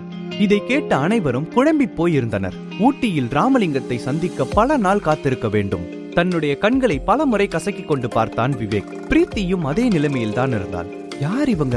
சூர்யாவுக்கு ஏன் விலை உயர்ந்த காரை கொடுக்கறாங்க? சூர்யா பிரீத்தியை அழைத்து கொண்டு காரில் ஏறி சென்றதை வைத்த கண் வாங்காமல் விவேக் பார்த்து கொண்டிருந்தான். விவேக்கிற்கும் ஒன்றும் புரியவில்லை. இந்த கார் எப்படி சூர்யாவால் வாங்க முடிந்தது என்று குழம்பினான். ஆனால் ஒன்று மட்டும் அவனுக்கு தெளிவாக புரிந்தது, இதில் ஏதோ ஒரு மர்மம் இருக்கிறது என்று. சந்தியா கோபத்தில் அங்கேயே நின்று கொண்டிருந்தாள். பின் காரில் ஏறும்படி விவேக்கின் சத்தம் கேட்க சுழித்த முகத்துடன் காரின் உள்ளே சென்று அமர்ந்தாள். நான் உனக்கு ஒரு அட்வைஸ் சொல்றேன். கொஞ்ச நாள் அவங்க 2 பேர் பக்கமும் நீ போகாம இருக்கிறது தான் உனக்கும் எனக்கும் ரொம்ப நல்லது. விவேக் இப்படி கூறியது சந்தியாவிற்கு குழப்பமாக இருந்தது. சூர்யாவை பார்த்து திடீரென்று ஏன் விவேக் பயப்படுகிறான் என்று. தன்னுடைய புது காரில் பிரீத்தியை வீட்டிற்கு அழைத்து சென்று கொண்டிருந்தான் சூர்யா. அப்போது முன் சீட்டில் அமர்ந்திருந்த பிரீத்தி காரை ஓட்டிக் கொண்டிருந்த சூர்யாவை வைத்த கண் வாங்காமல் பார்த்து கொண்டே இருந்தாள். என்னாச்சு, ஏன் இப்படி பாக்குறீங்க என்று சிரித்துக் கொண்டே கேட்டான் சூர்யா. ஒன்றும் இல்லை என்பது போல தலையை ஆட்டிவிட்டு, இனிமே இப்படி பண்ணாதீங்க சூர்யா என பிரீத்தி கூற, எதை பற்றி பேசுகிறான் என்று புரியாதவனைப் போல நடித்தான். இனிமே இந்த மாதிரி கார் வாடகைக்கு எடுக்க கூடாது, இந்த மாதிரி காஸ்ட்லியான காருக்கு ரெண்டல் அதிகமா இருக்கும் என்று கூறினாள். இதை பற்றி பிரீத்தியிடம் எப்படி சொல்வது என்று யோசித்துக் கொண்டிருக்கும் போது அவளே இப்படி கூறியது அவனுக்கு மேலும் வசதியாக இருந்தது. டோன்ட் வரி பிரீத்தி, நீங்க கவலைப்படுற அளவுக்கு இது ஒன்னும் அவ்வளோ ரெண்டெல்லாம் இல்ல. சரி, இனிமே நான் இப்படி பண்ண மாட்டேன், போதுமா என்று சிரித்துக் கொண்டே சூர்யா கூற, எப்பொழுதும் போல எந்த உணர்ச்சியும் இல்லாமல் சரி என்று ஜன்னல் பக்கம் திரும்பியவள் உதட்டோரம் புதிதாக ஒரு சிறு புன்னகை முளைத்திருந்தது. காரை ஓட்டிக்கொண்டு வந்தாலும் சூர்யா இதை கவனிக்க தவறவில்லை. இரவு உணவிற்கு பிறகு சூர்யாவிற்கு ராமலிங்கத்திடமிருந்து கால் வந்தது. யாரும் இல்லாத இடத்திற்கு சென்று சூர்யா தன்னுடைய செல்போனை ஆன் செய்து பேசத் தொடங்கினான். சார், நீங்க மேன்ஷனை சுத்தி இருக்கிற இடத்த டெவலப் பண்ணலான்னு சொல்லியிருந்தீங்க. நான் ஒரு ஐடியா சொல்லலாமா? நாம ஏன் அந்த ஏரியாவை சுத்தி டூரிஸ்ட் எல்லாரும் வந்து போறதுக்கு ஒரு பெரிய ரெசார்ட் அண்ட் அதை சுத்தி கொஞ்சம் அட்ராக்டிவ் ஸ்பாட்ஸ் எல்லாம் டெவலப் பண்ணக்கூடாது? இந்த ப்ராஜெக்ட்னால உங்களுக்கும் எனக்கும் லாபம் தான். பின் மெதுவாக அந்த ஏரியாவை டெவலப் செய்ய அவன் வைத்திருந்த பிளானை கூறினான். சூர்யாவுக்கு அது மிகவும் பிடித்து போயிருந்தது. அரை மணி நேரத்தில் கோடிக்கணக்கான பிசினஸ் பிளான் ஒரே நிமிடத்தில் உருவானது. மறுநாள் காலை இந்த நியூஸ் காட்டு தீயை போல பரவத் தொடங்கியது. அனைத்து நியூஸ் சேனலிலும் இதுதான் ஹெட்லைன்ஸ். ஆனால் எதிலுமே சூர்யாவின் பெயர் வரவில்லை. அவனும் அதை விரும்பவில்லை. RSP குரூப்ஸ் மற்றும் ராமலிங்கத்தின் புதிய ப்ராஜெக்ட் என்றே விளம்பரம் செய்யப்பட்டது. ஆக்சிடென்ட் ஆனதிலிருந்து ரவிக்குமாரின் பிசினஸ் அனைத்தையும் அவருடைய அண்ணனும் பிரீத்தியும் தான் கவனித்துக் கொள்கிறார்கள். ரவிக்குமார் கடுமையாக உழைத்து உருவாக்கிய இந்த பிசினஸில் தன்னுடைய அண்ணா சசிகுமாரையும் சேர்த்துக் கொண்டார். அதில் இவர் எந்த வேலையும் செய்யவில்லை என்றாலும் அதனுடைய பலனை மட்டும் அனுபவித்து வந்தார். ரவிக்குமாருக்கு சசிகுமாரை பற்றி நன்றாக தெரியும். தன்னுடைய சொத்தை அபகரிக்கவே இதையெல்லாம் செய்கிறான் என்று. இருந்தாலும் அவருக்கு ஒரு வாய்ப்பு அளிக்க முடிவு செய்தார். தன்னை சுற்றி யார் நல்லவர் கெட்டவர் என்று தெரிந்து கொள்ள இது ஒரு நல்ல சந்தர்ப்பம் என்று நினைத்தார். RSP குரூப் இன்வெஸ்ட் செய்ய போகிறது என்று நினைத்தவுடன் அவசரமாக ரவிக்குமார் ஆபீஸில் சசிகுமார் தலைமையில் மீட்டிங்கிற்கு ஏற்பாடு செய்தார். சூர்யாவும் பிரீத்தியும் மீட்டிங்கிற்கு சென்றனர். அங்கே சந்தியாவும் அவளுடைய அண்ணன் சதீஷும் பின்பு அங்கு வேலை செய்யும் முக்கியமான நபர்களும் அவர்கள் வருவதற்கு முன்பே மீட்டிங் ஹாலில் கூடியிருந்தனர். RSP குரூப் இங்கு இன்வெஸ்ட் செய்வது அவர்களுக்கு கிடைத்த பெரிய வாய்ப்பு. இந்த வாய்ப்பை நாம் நழுவவிடக் கூடாது. இதுவரை அந்த கம்பெனியில் கான்ட்ராக்ட் பேச சென்ற 10க்கும் மேற்பட்ட கம்பெனிகள் ரிஜெக்ட் ஆனதையும் சசிகுமார் சுட்டிக்காட்டினார். RSP குரூப்புக்கு கீழே வேலை செய்யறதுக்கு நம்ம கம்பெனிக்கு இதுதான் நல்ல சான்ஸ். நான் ஏன் இப்போ உங்க எல்லாரையும் இங்க வர சொல்லியிருக்கேன்னா, கண்டிப்பா நம்ம கம்பெனி சார்பா ஒருத்தங்க அங்க பிசினஸ் ப்ரொபோசல் பண்ணணும். உங்ககிட்ட நல்ல ஐடியா இருந்தா சொல்லுங்க. தனக்கு கிடைத்த இந்த வாய்ப்பை பயன்படுத்தி கொண்டு கிடைக்கும் அனைத்தையும் தனக்கு சொந்தமாக்கிக் கொள்ள வேண்டும் என்று முடிவோடு இருந்தார் சசிகுமார். அப்பொழுது சூர்யா நாம் புதிதாக உருவாக்கிய இன்ஜினியரிங் டீம் அவர்களுக்கு தேவைப்படும் என கூற, காலங்காலமா பிசினஸ்ல இருக்கிற எங்க குடும்பம் இதை பத்தி பேசட்டும், நீ என்ன இந்த கம்பெனி ஓனரா என்று சந்தியா நேற்று நடந்த நிகழ்ச்சிக்கு பழிவாங்கும் விதமாக அனைவரின் முன்பும் சூர்யாவை அசிங்கப்படுத்தினாள். இதனால் கோபம் அடைந்த பிரீத்தி, இது என்னோட அப்பா கம்பெனி, அவர் பேசுறதுக்கு எல்லா உரிமையும் இருக்கு என்று கூறினாள். இதை பார்த்த சூர்யா நேற்று நடந்ததைப் போல நடந்துவிடக் கூடாது என்று எண்ணி உடனே பிரீத்தியை பார்த்து தனக்காக அமைதியாக இருக்கும்படி கேட்டுக்கொண்டான். அங்கு நடந்த கலவரம் எதையும் சசிகுமார் கண்டு கொள்ளவில்லை. உங்க எல்லாருக்கும் நல்லா தெரியும், இது RSP குரூப் ப்ராஜெக்ட். உங்க எல்லாருக்கும் ஒரு நாள் டைம் கொடுக்கறேன், நல்ல பிசினஸ் ப்ரொபோசலா கொண்டு வாங்க என்று கூறினார். இதை கேட்ட சசிகுமாரின் மூத்த மகன் சதீஷ், இதுக்கெல்லாம் சுத்தமா சான்ஸே இல்ல, இன்ஜினியரிங் டீம் 2 வருஷத்துக்கு முன்னாடி தான் ஆரம்பிச்சோம் என்று நம்பிக்கை இல்லாமல் பேசினான். நம் கம்பெனியை விட தலை சிறந்த கம்பெனிகள் போட்டிக்கு வரும், இதை வைத்து மட்டுமே அந்த ப்ராஜெக்டை நம்மால் பிடித்துவிட முடியாது என்றான். பிரீத்தி தான் அந்த டீமை மேனேஜ் செய்து வந்தாள். அவள் கூறிய ப்ரொபோசல் நன்றாக இருந்தாலும் வேண்டுமென்றே அவளுடைய எந்த ஒரு ஐடியாவையும் அவர்கள் எடுத்துக்கொள்ளவில்லை. ஒரு கட்டத்தில் பிரீத்திக்கு அழுகை தொண்டை வரை வந்தது. அந்த இடத்தை விட்டு கிளம்பி விடலாம் என்று எழுந்தாள். சேரின் பின்னால் நின்று கொண்டு இதையெல்லாம் கவனித்துக் கொண்டிருந்த சூர்யா அவள் தோளை தட்டி கொடுத்து தைரியம் சொன்னான். ஆனால் இவர்கள் எல்லாம் பேசுவதை பார்த்தால் தங்களுடைய ஆதாயத்திற்கு மட்டுமே இதை செய்கிறார்கள் என்று அவளுக்கு தோன்ற ஆரம்பித்தது. மேலும் சந்தியாவின் எரிச்சலூட்டும் பேச்சும் அவள் பொறுமையை இழக்கச் செய்தது. அப்பொழுது பிரீத்தியின் கீழ் வேலை செய்து கொண்டிருந்த இன்ஜினியரிங் டீமை சதீஷ் பார்த்துக் கொள்வான், இனிமேல் நீ மேற்பார்வை மட்டும் பார்த்துக் கொண்டால் போதும் என்று சசிகுமார் கூற, அவள் உள்ளே அடக்கி வைத்திருந்த எரிமலை வெடித்தது. கோபத்தில் கத்த ஆரம்பித்தாள். பிரீத்தி, நீ ரொம்ப சின்ன பொண்ணு, உனக்கு அவ்வளோ திறமை இல்ல, அதுவும் ஒரு பொண்ணா நீ இதையெல்லாம் பண்ணவே முடியாது, நம்ம கம்பெனி நல்லதுக்கு தான் இதெல்லாம் பண்றேன் என்று சசிகுமார் சாதாரணமாக கூறினார். இந்த டீம் ஆரம்பிச்சது நான் தான், இப்போ வரைக்கும் நான் தான் அதை பார்த்துக்கிட்டு இருக்கேன், இனிமேலும் நான் தான் பார்த்துப்பேன், இதை என்கிட்ட இருந்து நீங்க பறிக்க முடியாது, என்னோட முடிவை கேட்டு நடந்துக்கோங்க என பிரீத்தி மிரட்ட, ஆமா அதான் உன்னோட முடிவை பார்த்தோமே, அதுக்கு எக்ஸாம்பிள் உன்னோட மேரேஜ் என்று சந்தியாவை போலவே சதீஷும் பேச ஆரம்பித்தான். இதை கேட்ட பிரீத்தியின் அழகிய முகம் கோபத்தில் சிவக்க, மேலும் பிரச்சனை நடப்பதற்குள் பிரீத்தியை அங்கிருந்து அழைத்துச் சென்றான் சூர்யா. கண்களில் கண்ணீரை அடக்கி வைத்திருந்தவள் வீட்டிற்கு வந்தவுடன் நேரடியாக ரவிக்குமாரை நோக்கி ஓடினாள். அங்கு நடந்த அவமானத்தையும் தன் கண் முன்னே அவளுடைய தந்தையும் அவரும் ஏமாற்றப்படுவதை பார்த்து எதுவும் செய்ய முடியாதவள் ரவிக்குமாரை கட்டிப்பிடித்து அழுதாள். பிரீத்தி அழுவதை பார்த்த அவள் அம்மா வனிதா, என் பொண்ண நீ என்ன பண்ண, அவளை நீ நிம்மதியாவே இருக்க விட மாட்டியா என வழக்கம் போல எது நடந்தாலும் சூர்யாதான் காரணம் என்று பேசினாள். இனி பிரீத்தியை யாரும் சீண்ட கூட நினைக்க கூடாது என்று கோபத்தில் கையை முறுக்கிக் கொண்டான் சூர்யா. உடனே தனது வக்கீல் வாசுதேவனுக்கு கால் செய்தவன்,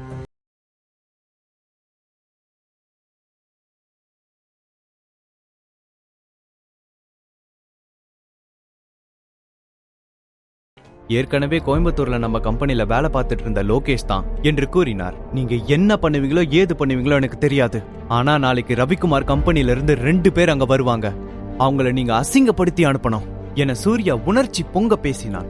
எதுக்கு நீ இப்படி பேசுற, அதுவும் மாமனாரோட கம்பெனி என்று வாசுதேவன் கூற, எனக்கு எல்லாம் தெரியும், இத நான் சூர்யாவா உங்ககிட்ட சொல்லல, இது இந்த RSP குரூப்போட தலைவரா உங்ககிட்ட கட்டளை இடுறேன் என்று சொன்னதும் வாசுதேவன் மறுபேச்சு எதுவும் பேசவில்லை. மறுநாள் காலை 9:30 மணிக்கெல்லாம் சதீஷும் அவனுடைய தந்தையும் RSP டூரிசம் கம்பெனிக்கு சென்றனர். அங்கிருந்த ஃப்ரண்ட் டெஸ்கில் அமர்ந்திருந்த பெண்ணிடம் ரவிக்குமாரின் கம்பெனியிலிருந்து வந்துள்ளதாக கூறினர். சிறிது நேரம் வெயிட்டிங் ரூமில் காத்திருக்கும்படியும் ஜெனரல் மேனேஜர் வந்தவுடனே உள்ளே செல்லலாம் என்று கூறினார். அவர்கள் அங்கு காத்திருந்த சில மணி நேரத்திலேயே உலகில் பல மூலையிலிருந்து பல கம்பெனிகள் வந்த வண்ணம் இருந்தது. இவர்கள் எதற்கு வந்திருக்கிறார்களோ அதே காரணத்திற்காகவே அவர்களும் வந்துள்ளனர். நேரம் கடக்க கடக்க பொறுமை இழந்த சசிகுமார் திட்ட ஆரம்பித்தார். அப்பா பொறுமையா இருங்க, நம்ம ஒன்னும் வாழைப்பழம் பிசினஸ் பேச வரல, இந்த கம்பெனில நம்மள உள்ள விட்டதே பெரிய விஷயம் என சதீஷ் சமாதானம் கூறினான். அப்பொழுது அவர்களை மேலே ஜெனரல் மேனேஜர் அழைக்கிறார் என்று ஃப்ரண்ட் டெஸ்கில் கூற ஆர்வமாக உள்ளே எழுந்து சென்றனர். ஜெனரல் மேனேஜர் கதவை திறந்த இருவரும் அதிர்ச்சியில் உறைந்து போய் நின்றனர். உள்ளே நுழைந்த இருவரையும் ஆர்எஸ்பி குரூப்பின் ஜெனரல் மேனேஜர் லோகேஷ் கண்டு கொள்ளாமல் வெளியில் வேடிக்கை பார்த்தபடியே அமர்ந்திருந்தான். அவர்கள் உள்ளே வந்து 10 நிமிடத்திற்கு மேல் ஆனது. ஆனால் எதுவும் பேசாமல் அமர்ந்திருந்தான் லோகேஷ். இதனால் பொறுமை இழந்த சதீஷ் பேச ஆரம்பித்தான். சார், நாங்க ரவிக்குமார் கம்பெனியில இருந்து வந்திருக்கோம். என் பேர் சதீஷ் என்று சதீஷ் கூறி முடிப்பதற்குள் எனக்கு தெரியும் என்று அலட்சியமாக பதிலளித்த லோகேஷ் மீண்டும் அவன் செய்து கொண்டிருந்த பழைய வேலையை கவனிக்க ஆரம்பித்தான். மீண்டும் ஒரு முறை பேச ஆரம்பித்த சதீஷ், சார், நாங்க எதுக்கு இங்க வந்திருக்கோம்னா ரவிக்குமார் கம்பெனி இந்த ஊட்டியிலேயே பெரிய கம்பெனி என்று சதீஷ் விடாமல் கூற ஆர்வத்துடன் திரும்பி பார்த்த லோகேஷ், நீங்க இந்த கன்ஸ்ட்ரக்ஷன் பிசினஸுக்கு எப்போ வந்தீங்க என்று கேட்க சந்தோஷமாக தன்னுடைய பதிலை கூற ஆரம்பித்தான் சதீஷ். சதீஷ் யாராக இருந்தாலும் பேசியே கவிழ்த்து விடுவான். லோகேஷிடம் ரவிக்குமாரின் கம்பெனி பெருமைகளை பற்றி பேச ஆரம்பித்தான். புதிதாக உருவாக்கி இருக்கும் இன்ஜினியரிங் டீமை பற்றியும் இத்தனை காலமாக அவர்கள் செய்து வந்த ரியல் எஸ்டேட் பிசினஸை பற்றியும் பேசிக்கொண்டே போனான். ஆனால் லோகேஷோ கண்களை மூடி ஆழ்ந்த உறக்கத்தில் இருந்தான். தன் கோபத்தை அடக்க பெருமூச்சு விட்டவன் பின் சத்தமாக லோகேஷ் சார் என்று அழைத்தான். என்னாச்சு என்று கண்களை கசக்கிக் கொண்டான் லோகேஷ். ஒன்னும் இல்ல சார், ரவிக்குமார் கம்பெனியை பத்தி நீங்க கேட்டீங்க, அதை நான் சொல்லி முடிச்சிட்டேன் என சதீஷ் பேச நிலைமை கைவிட்டு போகக்கூடாது என்று உணர்ந்த சசிகுமார் வேகமாக அவர் பையில் இருந்த ஒரு பெரிய கிஃப்ட் பாக்ஸை எடுத்து லோகேஷிடம் நீட்டினார். சசிகுமாரை மேலும் கீழும் பார்த்த லோகேஷ் டேபிள் மீது இருந்த பாக்ஸை ஓபன் செய்தார். அதில் ரேராக கிடைக்கக்கூடிய விலை உயர்ந்த ஒயின் பாட்டில் உள்ளே இருந்தது.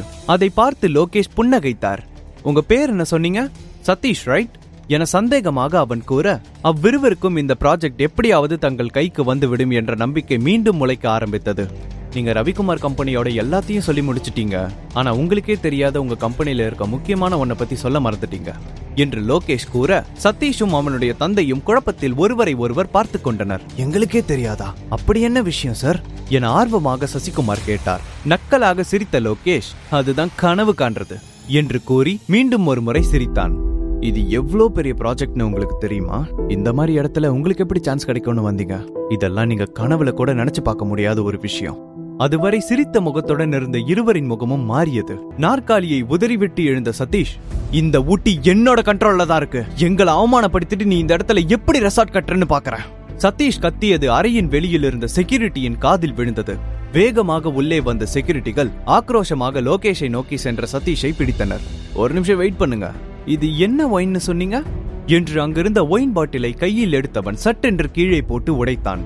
ஊப்ஸ், சாரி, தெரியாம கீழே போட்டு உடைச்சிட்டேன் என்று நக்கலாகவும் சிரிக்க சதீஷ் சீறிக்கொண்டு அவனை அறைய வந்தான். இந்த ஒயினைய வேலைக்காரங்க கூட குடிக்க மாட்டாங்க, இதை எனக்கு பரிசா கொடுத்து ப்ராஜெக்ட வாங்க பாக்குறியா என லோகேஷ் அவர்களை அங்கிருந்து விரட்டி அடித்தார். அதை கேட்ட அங்கிருந்தவர்கள், ஆர்எஸ்பி குரூப் எவ்வளவு பெருசு, ப்ராஜெக்ட் பத்தி பேச ரவிக்குமார் இவங்களையே நம்பினாரு என்று முணுமுணுத்தனர். ரவிக்குமார் நிறுவனத்தில் இருந்த வரையில் அவருடைய கம்பெனி நன்றாக இருந்தது. இப்பொழுது இவர்களின் செயலால் என்ன நடக்கப் போகிறதோ என்று பேசிக்கொண்டனர். இருவரும் வெளியே சென்றவுடன் லோகேஷ் தனது போனை எடுத்து வாசுதேவனுக்கு கால் செய்து, சார், நீங்க சொன்ன மாதிரி அவங்க 2 பேரையும் அசிங்கப்படுத்தி அனுப்பிட்டான் என்று கூறினான். அதே சமயம் வாசுதேவன் சூர்யாவிற்கு கால் செய்து அங்கு நடந்த அனைத்தையும் அவனுக்கு கூறினார். இதையெல்லாம் கேட்ட பின்புதான் சூர்யாவிற்கு நிம்மதியாக இருந்தது. பின் தனக்காக இன்னொரு காரியம் செய்ய வேண்டும் என்று கேட்டுக்கொண்டான். நாளை பிரீத்தி இந்த ப்ராஜெக்டை டீல் பேச வருவாள். அவளிடம் எந்த கேள்வியும் கேட்காமல் இந்த ப்ராஜெக்டை அவளிடம் கொடுக்க வேண்டும் என்று கூறினான். பிரீத்தி வருவாங்க, அவங்கள கொஞ்ச நேரம் கூட வெயிட் பண்ண வைக்காதீங்க, ஃபார்மாலிட்டின்னு சொல்லி கூட அவங்கள வெயிட் பண்ண வைக்காதீங்க என்று சூர்யா 1க்கு 2 முறை அழுத்தி கூறினான். சதீஷும் சசிகுமாரும் சேர்ந்து ப்ராஜெக்டை கைவிட்ட விஷயம் ரவிக்குமாருக்கு தெரிய வந்தது. யார் நல்லவர்கள், யார் கெட்டவர்கள், தனக்கு பின்னால் யார் இந்த கம்பெனியை நன்றாக நடத்த முடியும் என்று தெரிந்து கொள்ள சிறிது காலம் ஒதுங்கியிருந்தவர் மீண்டும் கம்பெனியில் காலடி எடுத்து வைத்தார். அவருடைய ஆபீஸில் அவசரமாக போர்டு மீட்டிங்க்கு ஏற்பாடு செய்யப்பட்டது. ஆனால் அந்த மீட்டிங்கில் இருந்தவர்களின் முகத்தில் சந்தோஷம் துளியும் இல்லை. ஏனென்றால் ஆர்எஸ்பி குரூப் அளவிற்கு பெரிதாக இல்லை என்றாலும் ஊட்டியில் ரவிக்குமாரின் கம்பெனி தான் ராஜாவாக கொடிக்கட்டி பறந்தது. ஆனால் நேற்று நடந்த சம்பவத்தால் கம்பெனி பெரும் ஆபத்தில் சிக்கிக் கொண்டது. ஏனென்றால் அவர்கள் எதிர்த்தது சாதாரணமான ஆள் கிடையாது, ஆர்எஸ்பி குரூப்பின் ஜெனரல் மேனேஜரை. மீட்டிங்கில் சதீஷும் சசிகுமாரும் தலைகுனிந்தே காணப்பட்டனர். இதுக்குதான் பிசினஸ் நான் பாத்துக்கிறேன், நீங்க ரெஸ்ட் எடுங்கன்னு சொன்னீங்களா? நீங்க பண்ண இந்த காரியத்தினால நம்மள நம்பி இருக்க எத்தனை குடும்பம் கஷ்டப்பட போகுதுன்னு உங்களுக்கு தெரியுமா என ரவிக்குமார் கோபத்தில் கத்தினார். இதுவரை அப்படி ஒரு முகத்தை யாரும் பார்த்திருக்க மாட்டார்கள். இதையெல்லாம் கேட்டுக்கொண்டிருந்த பிரீத்திக்கு வருத்தப்படுவதா இல்லை மீண்டும் இந்த கம்பெனி நம் கைக்கு வந்துவிட்டது என்று சந்தோஷப்படுவதா என்று தெரியாமல் அமர்ந்திருந்தாள். அப்பொழுது அவளுடைய செல்போனிற்கு சூர்யாவிடமிருந்து அழைப்பு வந்தது. 10 சேர் தள்ளி அமர்ந்திருந்த சூர்யாவை எட்டி பார்த்தாள். அவன் போனை எடுக்குமாறு சைகையால் கூறினான். போனை எடுத்த பிரீத்தியிடம், நீங்க என்ன முழுசா நம்புறீங்களா? அப்படின்னா இந்த ப்ராஜெக்டை நான் எப்படியாவது முடிச்சு காட்டுறேன். நம்ம கம்பெனி மேல இருக்கிற கெட்ட பேர் எல்லாம் நான் மாத்தி காட்டுறேன்னு உங்க அப்பா கிட்ட சொல்லுங்க. ப்ளீஸ் பிரீத்தி, எனக்கு ஒரு சான்ஸ் கொடுங்கன்னு மட்டும் கேளுங்க என்று சூர்யா அவளை பார்த்து கொண்டே தூரத்திலிருந்து பேசினான். திருமணமாகி இந்த 3 வருடத்தில் சூர்யா ஒருமுறை கூட தனக்காக எதையும் கேட்டதில்லை. ஆனால் சூர்யா சொல்வதையும் செய்யாமல் இருக்க முடியவில்லை. ரவிக்குமார் பேசிக் கொண்டிருக்க சற்றென்று எழுந்து நின்றாள் பிரீத்தி. அப்பா, இந்த ப்ராஜெக்டை நான் எப்படியாவது முடிச்சு காட்டி கம்பெனிக்கு நல்ல பேர் வாங்கி தரேன், எனக்கு ஒரு சான்ஸ் கொடுங்க என்று தைரியமாக கூறினாள். பிரீத்தி, இது உன்னால முடியுமா என்று ரவிக்குமார் ஆச்சரியமாக அவளை பார்த்து கேட்க, முடியுமோ முடியாதோ அதை ட்ரை பண்ணி பார்த்ததுக்கு அப்புறம் தானே என்னால சொல்ல முடியும் என்றவள் சூர்யாவை பார்த்து லேசாக சிரித்தாள். பிரீத்தி மீண்டும் அங்கு போவதற்கு எதிர்ப்புகள் பல கிளம்பின. நான் முடிவு பண்ணிட்டேன், நீ நாளைக்கு காலையிலேயே அங்க போகலாம். இவங்க 2 பேரும் பண்ணி வச்ச காரியத்தை நீதான் சரி செய்யணும் என்று ரவிக்குமார் கூற, அடுத்த நொடியே, பட் எனக்கு ஒரு கண்டிஷன் இருக்கு. நான் இந்த ப்ராஜெக்டை நல்லபடியா பேசி முடிச்சிட்டு வந்துட்டா என்கிட்ட இருந்து வாங்கின அந்த இன்ஜினியரிங் டீம் திரும்ப என் கைக்கே வந்துடணும் என்று பிரீத்தி திமிராக சதீஷை பார்த்து பேசினாள். ஒவ்வொருவர்களும் ஒவ்வொரு விதமான யோசனைகளை வைத்திருந்தனர். சசிகுமாரின் குடும்பத்தை தவிர அங்கிருந்த அனைவரும் பிரீத்தியின் மீது நம்பிக்கை வைத்திருந்தார்கள். அன்று மதியமே சூர்யாவை அழைத்துக் கொண்டு ஆர்எஸ்பி டூரிசம் கம்பெனிக்கு சென்றாள். மனதில் பயம் இருந்தாலும் அதை அவள் வெளிக்காட்டிக் கொள்ளவில்லை. கண்களில் பயத்துடன் லோகேஷின் ஆபீஸுள்ளே நுழைந்தாள். நேற்று நடந்ததைப் போலவே இன்றும் நடந்து விடுமோ என்ற பயத்திலேயே லோகேஷ் முன் அமர்ந்தாள். 15 நிமிடத்திற்கு பின் லோகேஷின் அறையிலிருந்து பேய் அடித்தது போல வெளியே வந்தாள். அவள் கண்ணை அவளால் நம்பவே முடியவில்லை. கண்டிப்பாக இது கனவாக தான் இருக்கும் என்று பல முறை தன்னை கிள்ளி பார்த்து கொண்டாள். ஆர்எஸ்பி டூரிசம் ப்ராஜெக்ட் ரவிக்குமாரின் கம்பெனிக்கு கொடுக்கப்பட்டது. பிரீத்தி உடனே காரில் ஏறி சூர்யாவுடன் தனது ஆபீஸிற்கு விரைந்தாள். பின் ஆபீஸிற்கு வந்த பிரீத்தி யாரிடமும் பேசாமல் நேராக அவளுடைய கேபினுக்கு சென்று அமர்ந்தாள். பிரீத்தி எதுவும் பேசாமல் நேராக கேபினுக்கு சென்றதை பார்த்த அனைவரும் கண்டிப்பாக அங்கு ஏதோ நடந்திருக்கிறது, இந்த முறையும் அந்த ப்ராஜெக்ட் நம் கைக்கு வரவில்லை என்று நினைத்தனர். பின் அனைவரும் அங்கு என்ன நடந்தது என்று தெரிந்து கொள்வதற்காக காத்திருக்கிறார்கள் என்று சூர்யா சொன்னதும் பிரீத்தி மெதுவாக மீட்டிங் ரூமிற்கு சென்றாள். தன் முன்னே இருந்த ஃபைலை திறந்த பிரீத்தி, இந்த ப்ராஜெக்ட் இப்ப நம்மளோட கம்பெனிக்கு தான் கிடைச்சிருக்கு. இந்த ஒரு ப்ராஜெக்ட் மட்டும் கிடையாது, அவங்க பண்ண போற எல்லா ப்ராஜெக்ட்டுமே நம்ம கம்பெனி தான் பாத்துக்க போகுது என்று பிரீத்தி கூற, அங்கிருந்த அனைவரும் அதிர்ச்சியில் சிலை போல உறைந்து நின்றனர். ஆனால் சதீஷ் மட்டும் அதை நம்பாமல் அந்த ஃபைலை புரட்டி பார்த்து கொண்டே இருந்தான். கண்டிப்பா இவளால இதை பண்ணிருக்க முடியாது, கண்டிப்பா இவ பின்னாடி யாரோ இருக்காங்க, இல்லனா இவ ஏதோ பண்ணிருக்கா. தன்னால் முடியாததை பிரீத்தி செய்து காட்டி விட்டதை நினைத்து ஆதங்கத்தில் கத்தினான் சதீஷ். எப்படி இவளால முடிஞ்சது, இவளுக்கு பின்னாடி யார் இருக்கா என்று குழப்பத்துடன் சதீஷ் இருக்க, யாரோ கதவை திறக்கும் சத்தம் கேட்க சூர்யா கூலாக உள்ளே வந்தான். சதீஷ் பிரீத்தியை பார்த்து, இந்த ப்ராஜெக்ட்காக நீ எந்த எல்லை வேணாலும் தாண்டி இருப்ப, ஒரு பொண்ணா இருக்கிறத விட உன்கிட்ட வேற என்ன திறமை இருக்கு, கண்டிப்பா உன் அழக காட்டிதான் மயக்கிருப்ப என்று பிரீத்தியை அசிங்கமாக பேசினான். இதை கேட்ட பிரீத்தி மனமுடைந்து போனாள். இது கூலாக வந்த சூர்யாவிற்கு கோபத்தை ஏற்படுத்தியது. அவன் தனது கைகளை முறுக்கினான். தன்னுடைய மகளை அனைவருக்கு முன்பும் சதீஷ் இப்படி கீழ்த்தனமாக பேசுவதை கேட்ட ரவிக்குமாருக்கு கோபம் தலைக்கு ஏறியது. என்ன தைரியம் இருந்தா என் முன்னாடியே என் பொண்ணை பத்தி தப்பா பேசுவ என்று ரவிக்குமார் சதீஷை கொலை செய்யும் அளவிற்கு கோபம் வந்தது. அப்பொழுது சதீஷின் கன்னத்தில் ஒரு கை ஓங்கி அறைய அங்கிருந்த அனைவரும் அமைதியானார்கள். சூர்யா என்று பிரீத்தியின் சத்தம் கேட்க அனைவரும் சூர்யா இருந்த பக்கம் திரும்பி பார்த்தார்கள். ஆனால் சூர்யா ஓங்கி அடித்ததில் கண்கள் கலங்கி போய் இருந்த சதீஷுக்கு சூர்யா நின்று கொண்டிருந்ததே தெரியவில்லை. இந்த தடவை அறையோட விடுறேன், அடுத்த தடவை பிரீத்தியை ஏதாவது செய்யணும்னு நினைச்ச இதை விட பெருசா இருக்கும், ஜாக்கிரதை என சதீஷை எச்சரித்தான் சூர்யா. அவன் கோபப்பட்டு இதுவரை அங்கிருந்த யாருமே பார்த்ததில்லை. இன்று அவனுடைய குரல் சதீஷின் மனதில் சற்று பயத்தை ஏற்படுத்தியது. வேகமாக பிரீத்தியின் கையை பிடித்து வெளியே இழுத்துச் சென்றான். சூர்யா தன் கையை பிடித்து இழுத்துச் செல்வதை அவள் தடுத்து நிறுத்தவே இல்லை.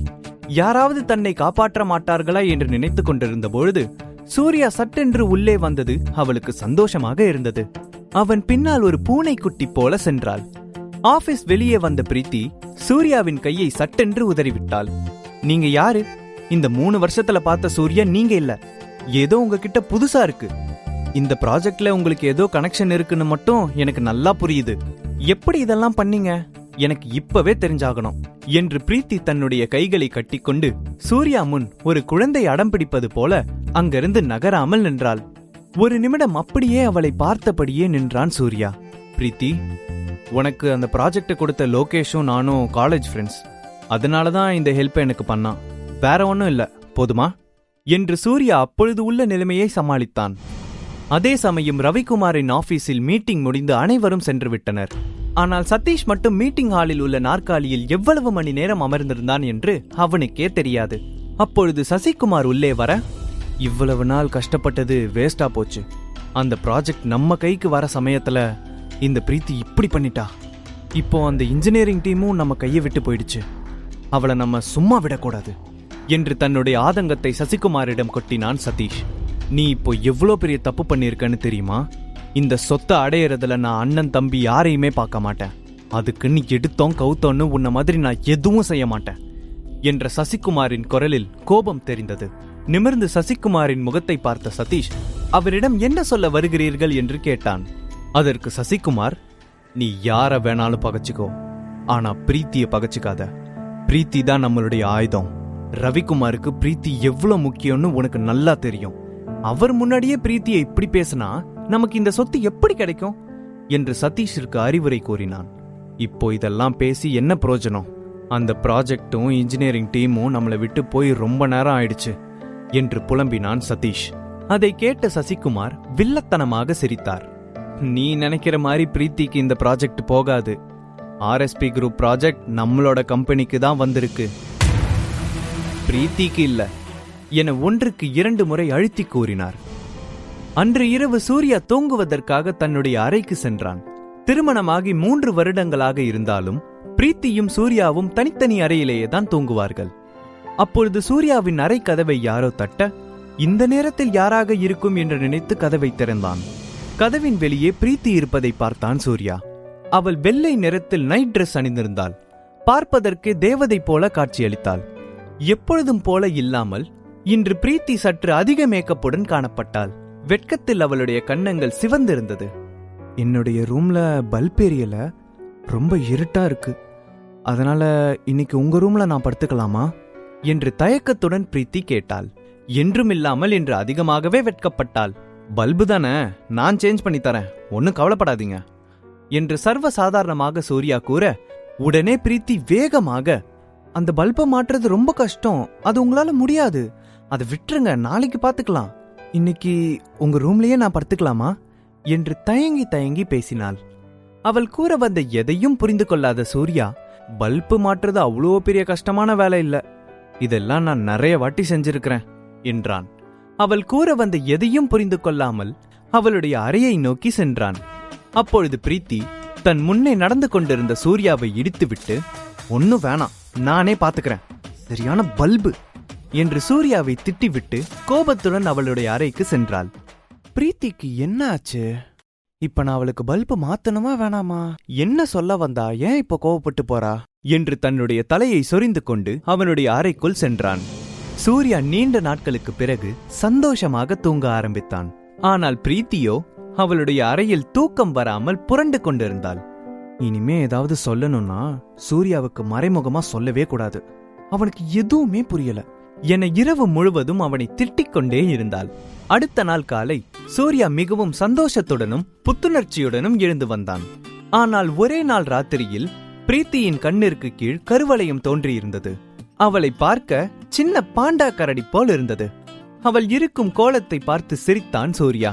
ஆனால் பிரீத்தியின் பார்வை ஈட்டி போல அவன் மீது பாய்ந்தது. பிரீத்தி வித்தியாசமாக நடந்து கொள்வதை பார்த்த சூர்யா ஒன்றும் புரியாமல் நேற்றை போலவே தலையை சொரிந்து கொண்டிருந்தான். பிரீத்தி தயாராக எப்படியும் 1 மணி நேரமாவது ஆகும் என்று நினைத்த சூர்யா, எனக்கு ஒரு முக்கியமான வேலை இருக்கு, நீ கிளம்பின உடனே எனக்கு கால் பண்ணு என்று அங்கிருந்த தன்னுடைய புது காரில் புறப்பட்டான். ஊட்டியில் ஹோட்டலில் தங்கியிருந்த வாசுதேவன் ரூமிற்கு சென்றான் சூர்யா. வாசுதேவனிடம் ஆர்எஸ்பி டூரிசம் பிசினஸ் எப்படி போய்கொண்டிருக்கிறது என்று விசாரித்து தெரிந்து கொண்டான். பின் அவன் கையில் இருந்த கார் சாவியை வாசுதேவனிடம் ஒப்படைத்துவிட்டு, நான் கேட்கிற வரைக்கும் நீங்களே வச்சுக்கோங்க என்று சொன்னான். சூர்யா கிளம்புவதற்கு தயாராகி கொண்டிருக்கும் பொழுது அவனிடம் முக்கியமான சில விஷயத்தை கூற வேண்டும் என்று வாசுதேவன் சொன்னார். என்ன சொல்றதா இருந்தாலும் கொஞ்சம் சீக்கிரம் சொல்லுங்க வீட்ல பிரீத்தி எனக்காக காத்துட்டு இருப்பா. ஒருவேளை பிரீத்தியிடம் ஒப்படைக்கப்பட்ட அந்த ப்ராஜெக்டில் எதுவும் சிக்கலாக இருக்குமோ என்ற யோசனையில் வாசுதேவனின் வாயிலிருந்து வரும் வார்த்தைக்காக காத்திருந்தான். உன்னை 2 பேர் ஃபாலோ பண்ணிட்டு இருக்காங்க. ஒன்னு ராமலிங்கம் ஆளு, இன்னொன்னு சக்கரவர்த்தி அனுப்பியிருக்க கோஸ்ட் சர்வெண்ட். ராமலிங்கம் கண்டிப்பாக இது செய்யக்கூடிய ஆள்தான் என்று சூர்யாவிற்கு நன்றாக தெரியும். ஆனால் கோஸ்ட் சர்வெண்ட் என்று வாசுதேவன் உச்சரித்தது அவனுக்கு ஆச்சரியமாக இருந்தது. அதுவும் சக்கரவர்த்தி எதற்காக கோஸ்ட் சர்வெண்ட் அனுப்பியிருக்கிறார் என்று குழப்பமாக இருந்தது. நிச்சயமாக நல்லதற்காக இருக்காது என்று நினைத்தான். சக்கரவர்த்தியின் இந்த செயலுக்கு பின்னால் ஏதாவது ஒரு விஷயம் கண்டிப்பாக இருக்கும் என்று நினைத்தான். இந்த விஷயத்தை கேள்விப்பட்டதிலிருந்து அவன் மனதில் பல கேள்விகள் உருவாகத் தொடங்கியது. வீட்டு வாசலில் ஆபீஸ் செல்வதற்காக காத்திருந்தாள் பிரீத்தி. எப்பொழுதும் போல ரவிக்குமாரின் பழைய காரில் ஏற்றிக்கொண்டு ஆபீஸுக்கு அழைத்துச் சென்றான் சூர்யா. வீட்டிலிருந்து ஆபீஸ் வரும் வழியில் கூட பிரீத்தி எதுவும் பேசாததால், இன்னும் என் மேல கோவமாதான் இருக்கீங்களா? எதற்கு கோவப்படுகிறாள் என்று புரியாமல் கேட்டான் சூர்யா. நான் ஏன் உங்க மேல கோவமா இருக்க போறேன்? கோவப்படுற அளவுக்கு உங்களுக்கும் எனக்கும் நடுவுல என்ன இருக்கு என்று கண்களை உருட்டிக்கொண்டு விட்டால் அடித்து விடுவாள் போல அவனை பார்த்து பேசினாள். எப்பா, செம்ம கோவத்துல தான் இருக்காங்க. இந்த பொண்ணுங்க மனசுல என்ன இருக்குன்னு புரிஞ்சுக்கவே முடியல. பேசாம வாயை மூடிட்டு அமைதியா இருந்துருவோம் என்று சூர்யா முணுமுணுத்தபடியே காரை ஓட்டி ஆபீஸுக்கு வந்தடைந்தான். காரில் இருந்து இறங்கிய இருவரையும் பார்த்த சந்தியா, ஹலோ மிஸ்டர் சூர்யா, என்ன இன்னைக்கு உங்க பொண்டாட்டிய இந்த மாதிரி பழைய கார்ல எல்லாம் கூட்டிட்டு வரீங்க? என்ன அந்த காருக்கு ரெண்டல் கொடுத்தே நாக்கு தள்ளிருச்சா?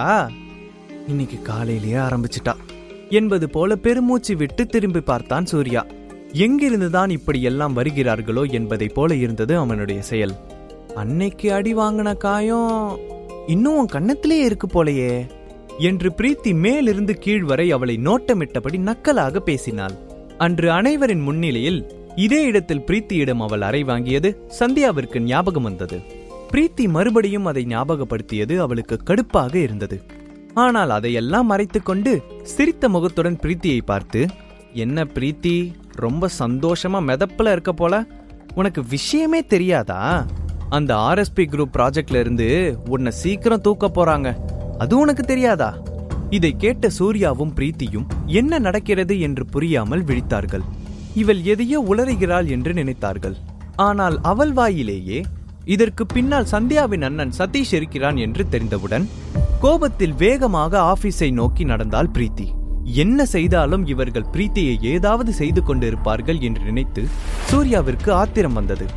இந்த ப்ராஜெக்டை சூர்யா நினைத்தால் எப்படி வேண்டுமானாலும் மாற்றலாம். முழு கதையையும் கேட்டு மகிழ பாக்கெட் FM ஆப்பை டவுன்லோட் செய்யுங்கள். லிங்க் டிஸ்கிரிப்ஷனில் கொடுக்கப்பட்டுள்ளது.